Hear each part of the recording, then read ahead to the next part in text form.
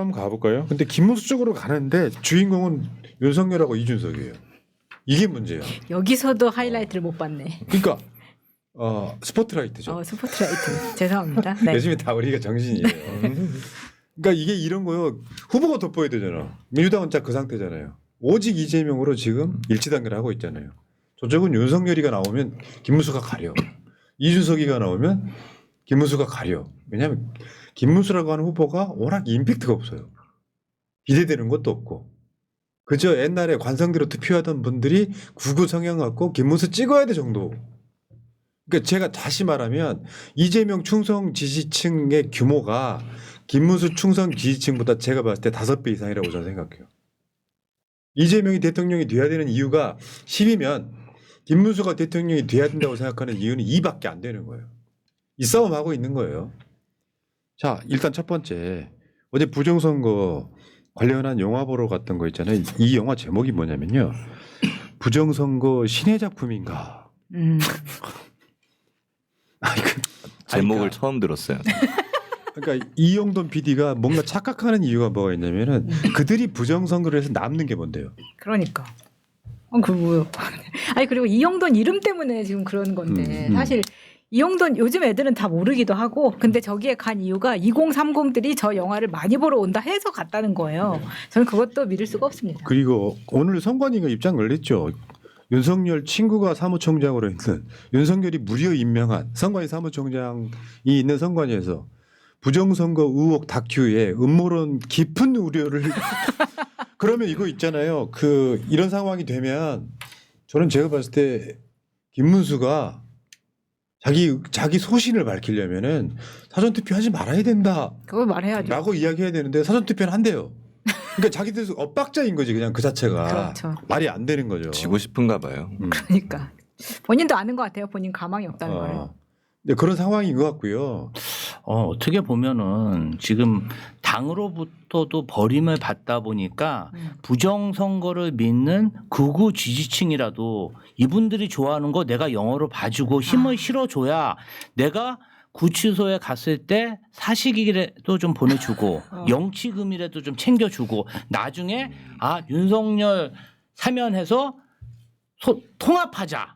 대통합하자. 뭐 이러한 뭔가 액션을 취하기 위해서 이 극우 지지층의 바짓가랑이를 잡는 그런 액션이 아닌가 저는 좀 그렇게 보입니다. 근데 그런 측면도 있지만 단편적으로 볼 필요도 있다고 생각해요.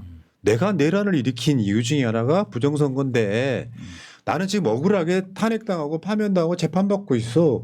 이 메시지를 알아주는 애들 진짜 한 줌 이런 애들과 같이 하면서 고립 안 되려고 노력하는 그 수준이라고 봐야지. 요거를 이번 대선을 저 김문수가 지면은 음모론을 해가지고 불복하겠다까지 연결시키는 건 윤석열을 너무 높게 평가하는 거다.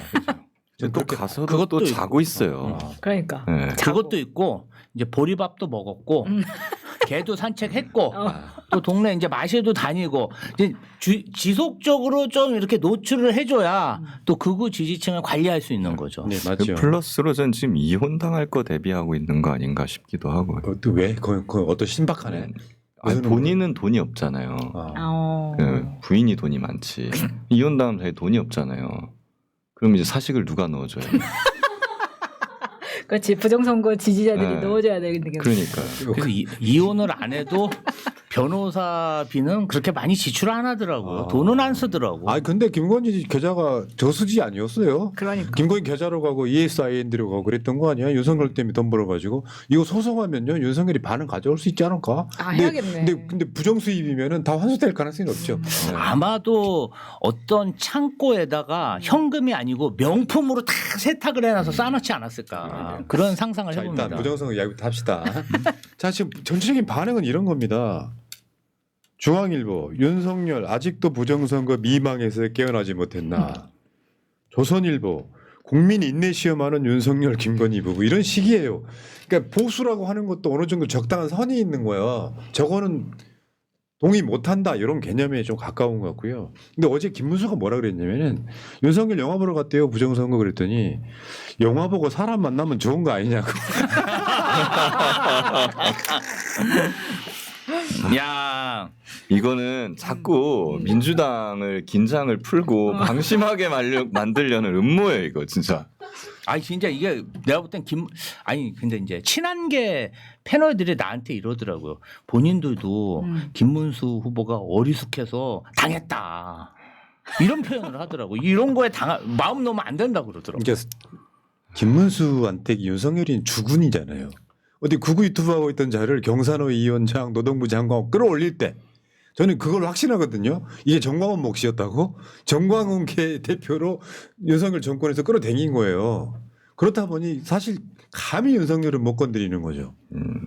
사실 어떻게 보면 은인이죠. 그렇지. 자유한국당에서 정광훈하고 계속 같이 놀았어야 되는데 윤석열 전 대통령이 뭔가 국민의힘과 내각의 중앙으로 이렇게 인도하면서 이런 기회가 생긴 거죠. 예. 의리 지킨 김문수.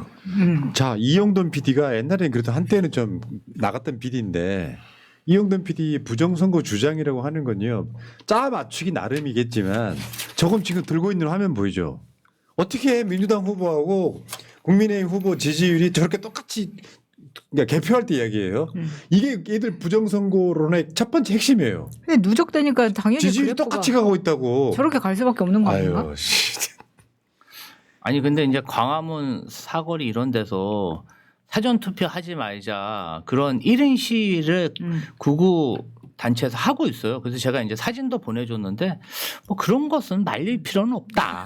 그렇지. 투표하기 싫은데 어떻게 우리가 그걸 또 강제로 투표를 시키겠습니까? 그러니까요. 네. 투표의 자유가 있으니까요. 네. 마음대로 하시기 바랍니다. 근데 저 영화 포스터를 보면은 딱 봐도 내가 2번 찍는 사람이라면 투표하기 싫어질 것 같은 메시지가 강렬합니다. 예. 잘 만든 포스터예요. 그러니까 오늘 저 김문수가 사전투표 한다는 보도가 나왔잖아요. 왜 해? 그러니까 이게 예를 들면 이게 왜 어떻게 하냐고. 보면 김문수의 윤석열에 대한 소심한 반항이야. 아니 그러니까 니들이 생각대로 하면은 야 그 사전 투표는 부정이고 본 투표는 부정 아닙니까? 그러니까 오늘 돌아다니는 그 막 그 있잖아요. 약간 좀 작업 세력 같은 게 야 사전 투표 위험하니까 본 투표하자고 막 선동하는 거예요. 저러면서 김문수는 또 근데 선관위가 명백하게 부정선거에 대해서 밝혀야 된다. 국민이 궁금해하니까 이러고 있어요. 참 이게 제 중증에 지금 부정선거 저쪽에 빠지는 분들이 너무 많아져가지고 그러니까 어제도 말씀드렸지만 심지어 고위직에도 공무원 고위직에도 저런 분들이 있다는 거예요. 그러니까. 제가 봤잖아요.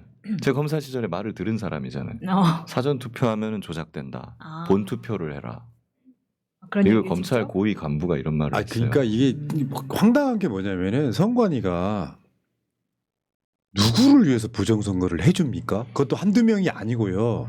저번에 말씀드렸죠. 수백 명이 연관돼 있어야 돼. 모든 구조가. 근데 그 상황에서 부정선거를 한다고요. 무엇 때문에? 얘네들의 어떤 추론에는 그들이 얻는 이익이 없는 거예요. 선관위가 왜요? 얘네 무슨 프리메이슨이에요? 선관위가? 자, 어쨌건 그렇다 보면 이런 상황이 도출이 되면 김문수는 계속 가려요.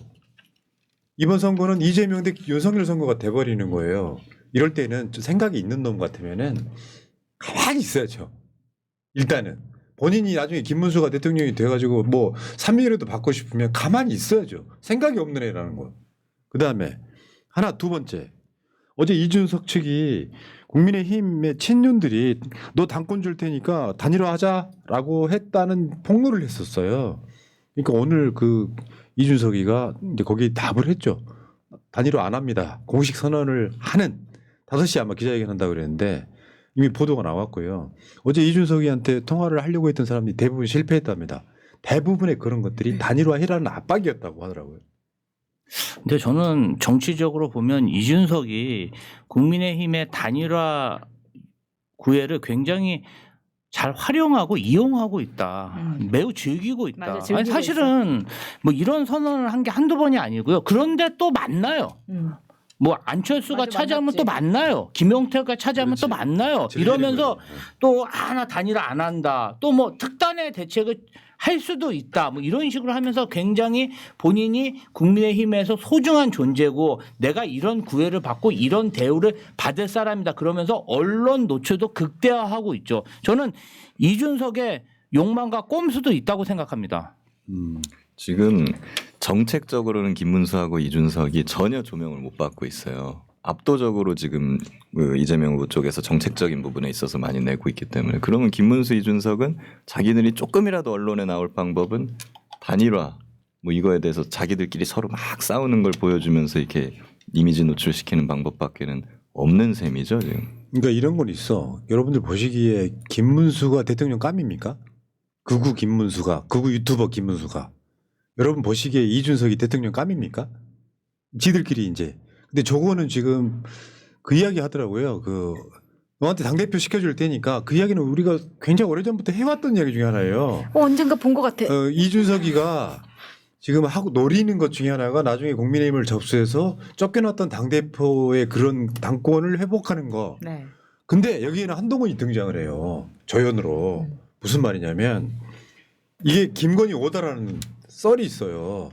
그래서 한동훈이가 돌아와서 당권을 잡는 건 절대 안 돼. 그러니까 이준석한테 주는 게 훨 낫다. 왜냐하면 이준석하고 김건희하고는 그렇게 나쁜 관계가 아니잖아요. 근데 여기까지 가는 상황인 거죠. 또 다시 준석이한테 맡겼다가 또 두드러 패서 다시 뺏어올 수 있으니까. 근데 이제 쫓아내는 방법을 아니까요. 친윤들이 한덕수에게도 대선 후보 만들어 주겠다. 권한 대행만 그만두면 우리가 만들어 주겠다 그랬잖아요. 사실 친윤들도 알아. 그렇게 못 만들어. 일단 던지는 거야. 그러니까. 또 이준석이 흔들릴 수도 있잖아. 또 이준석도 그런 거야. 아, 나한테 당권까지 준다 그랬어요. 또 자랑하고 맞아. 서로 악어와 악어새처럼 이용해 먹는 그런 관계로 보입니다. 지금 아이고, 이준석 후보가 네. 많이 초조하대요. 네. 지금 돈도 다 떨어졌잖아요. 그래가지고 지금 굉장히 내부에서는 초조하다는 얘기도 많이 나오는데 본인 말로는 뭐 과거에 뭐 2번 속고 3번 속으면 피해자가 잘못이다 이런 말도 했었는데 이 사람이 막상 이제 곳간이 비기 시작하면은 예, 이게 팔랑팔랑합니다. 그러니까 25일부터 이제 저 투표지 인쇄 들어가잖아요. 그게 확정 시한이에요. 그렇게 해서 이제 나중에 사전 투표할 때는 컴퓨터로 뽑잖아요. 그럼 사퇴라는 표시가 아마 될 겁니다. 다만 오프라인 투표 용지에는 그대로 인쇄가 된 채로 나갈 가능성이 높아서 일단 24일까지는 어떻게든지 단일화를 하려고 노력을 하겠지만 이준석이가 저런 식으로 시건을 할 가능성은 저는 없어 보이고요. 아까 그 MBS에서 이준석 10% 나온 게 오늘 굉장히 자랑거리였거든요. 본인한테 각종 인터뷰에서 이제 10% 찍었다 이렇게 이런 상황에서 오늘 날짜가 정확히 며칠인가요? 22일이죠. 22일. 네.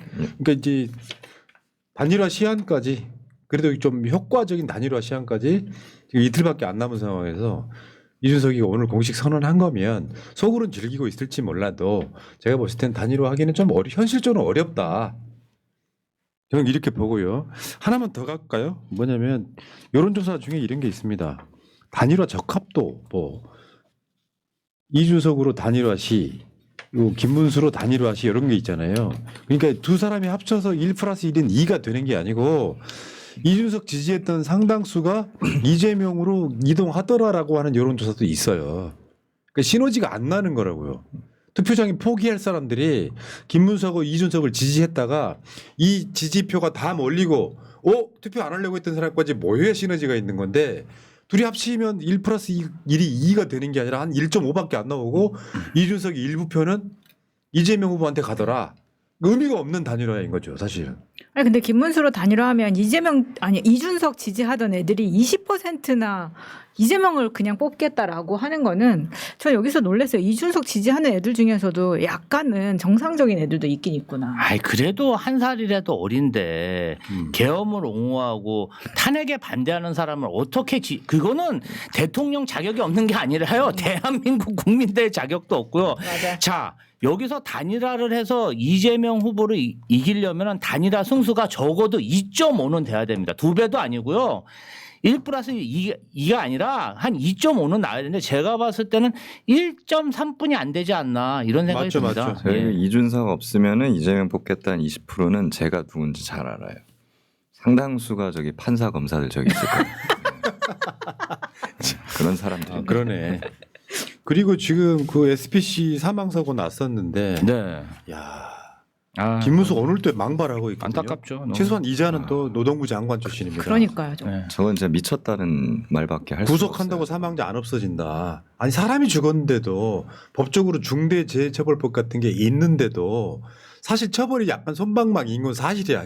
지금 현재 윤석열 들어왔고 한동훈이가 법무부 장관 되면서 중대재해처벌법도 중요하지만 기업들이 중요하니까 무슨 저 계획만 잘 내면 처벌 면해주겠다 했던 게 윤석열 정권 초반이에요. 근데 다른 걸 떠나서 노동부 장관이고 노조 출신이라고 하는 자가 사람 죽는다고 구속한다고 사망자 안 없어진다고 하면 대책을 내놔야 될 거 아니에요.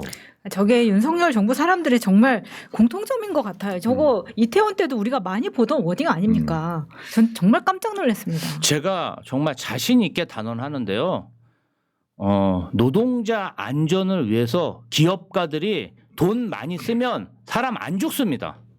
돈 안 쓰고 노동자가 죽던 안 죽던 이익 많이 벌고 내가 노동자 죽는 것보다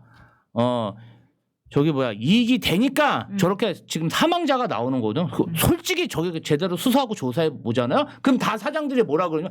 나는 그 사람들이 그렇게 일하고 있는지 몰랐습니다. 다 중간에서 비용 아끼려고 그런 거지 저는 몰랐습니다. 다 그래요. 저는 저렇게 그러니까 중대재해처벌법 만들어서 맞아. 경영자들에게 사법적 책임을 줘야 그나마 노동자 안전을 맞죠. 지켜주는 거예요. 근데 무슨 호랑 말코 같은 소리입니까? 맞아. 구속시켜야 노동자들이 안 죽죠. 맞죠. 김은수가 그런 말 했어요. 예방이 중요하지 자꾸 처벌을 하면 어떡하냐. 중대재해처벌법은 예방이 아니라 처벌을 위한 법이니까 악법이다 이런 말 했거든요. 근데 형법 교과서 보면은 범죄를 처벌하는 목적, 처벌의 이유, 예방 이렇게 써있어요. 형법 교과서 처음에 나와요. 그렇게 먼저 나오고 그리고 기본적으로 이런 지금 특히 SPC는 매년 사람이 죽어요. 맞아요, 이거 네. 진짜 문제예요. 이런 기업들 왜 나오냐면은 기본적으로 그 오너가 사람 목숨을 그냥 돈으로 보기 때문에 맞아. 그런 거예요. 네. 지금 저런 데서 사람 죽으면 얼마 주는지 아세요? 기업에서 얼마요? 보통 한 7, 8천만 원 정도 들어요. 아이고 보상금은 싸요. 보상금은 한 3, 4억 정도가 나오는데 그거 다 보험사에서 주는 거고 실질적으로 회사에서 드리는 나가는 돈은 1억도 안 되는 거예요. 네. 그러니까는 저 사람들은 그냥 죽으면 돈 주고 그냥 적당히 끝내면 되지 뭘 그렇게 예방해가지고 뭐 비싼 안전장비 만들고 2명씩이나 고용하고 이런 생각을 아직도 오너들이 그렇지. 하고 있는 거예요. 그러니까 그런 생각하는 오너들 머리를 바꾸려면 생각을 바꾸려면 이 사람들을 집어넣어야 생각이 바뀌는 거죠. 자기가 들어간다는 그런 위험이 있어야지 이 사람들은 예방을 하는 겁니다. 맞아. 왜 저 안전 외주 문제도 굉장히 컸잖아요. 안전에 관련된 거는 다 외주를 줘버려. 이런 방식으로 비열한 물론 기업이 다 나쁘다는 건 아니고요. 본인들이 처벌받는다는 생각이 있어야 안전에 더 신경을 쓰는 건 맞고 돈 조금 더 쓰면 되는 건데. 아니 자기 아들 딸 공장에서 일하면 저렇게 돌아가실 수 있게 저렇게 설비 투자하고 맞아. 4명 일하고 2명이 일하고 2명이 꼭 일해야 되는데 혼자 일하게 방치하겠습니까? 저는 김문수 후보의 저 노동가는 정말 있을 수 없는 망언이라고 생각합니다. 네. 저런 자가 노동부 장관을 했다는 것도 정말 놀라울 그 일이죠. 중대재해처벌법이 큰 효과가 있었다는 게 제가 이 말씀 드리고 싶어요. 중대재해처벌법 생기고 나서요. 기업들이 이제 예방책을 막 만들어내잖아요. 그러면서 공안 검사들이 다 부활했어요. 원래 산재랑 중대재해처벌법이 이제 공안의 영역이거든요. 근데 공안 검사들은 그 전까지 다 팔이 날리고 그렇지. 다 망해가고 있었거든요. 네. 그러다 중대재해처벌법이 생기니까 기업들이 이거 전문가가 누구야? 공안 검사들이야? 그러면서 앞다퉈서 막 공안 검사들을 막 영입을 하기 시작합니다. 그러니까 기업들이 신경을 쓴다는 거예요, 이거에. 네. 그러네. 네. 네.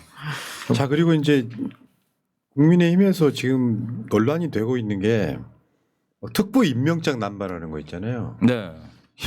아니 문제죠. 그리고 여러분 저건 보여드리는 건 뭐냐면 교사분들은 교사. 정치 중립 강요하면서 정당 가입도 못하게 해요. 그래놓고 특보 임명장 남발하는 거야.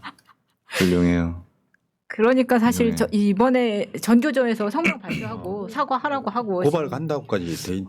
그 뭐냐면은 막 던지는 거예요. 낚시를 해.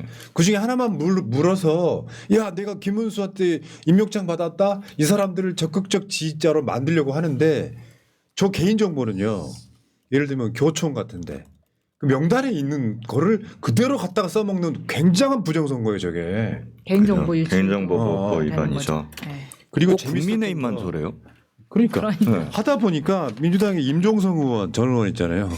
임종성 의원한테 이거 어저께 논란이랄까 완전 코미디였었는데 깜짝 놀랐어요. 저거 자세히 보면서 나는 임종성 의원이 국민의힘 입당한다는 소리인 줄 알고. 저도 그건 줄 알았어요. 진짜 깜짝 놀랐어요.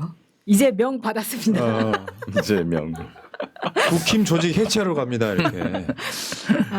임종성 의원은 재선 전 국회의원의 민주당 경기도당 위원장까지 했는데 저런 그러니까. 분한테 저런 임명장을 발부하는 건 좀 너무 심했네요. 이재명 받았습니다.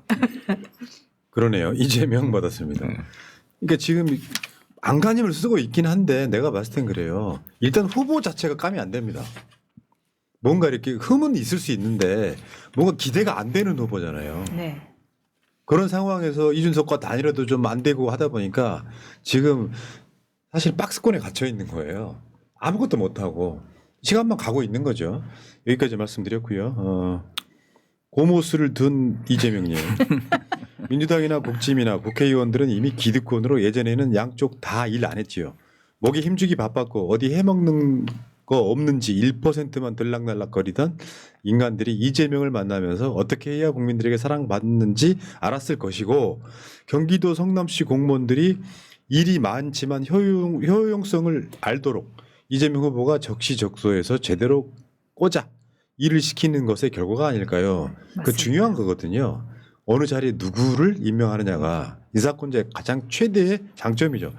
김병철님 옛날에 무식이 죄는 아니었을지 몰라도 스마트폰 쓰면서 챗 GPT를 쓰는 시대에 무식은 죄가 되느니라 몰상식들아 깨어라.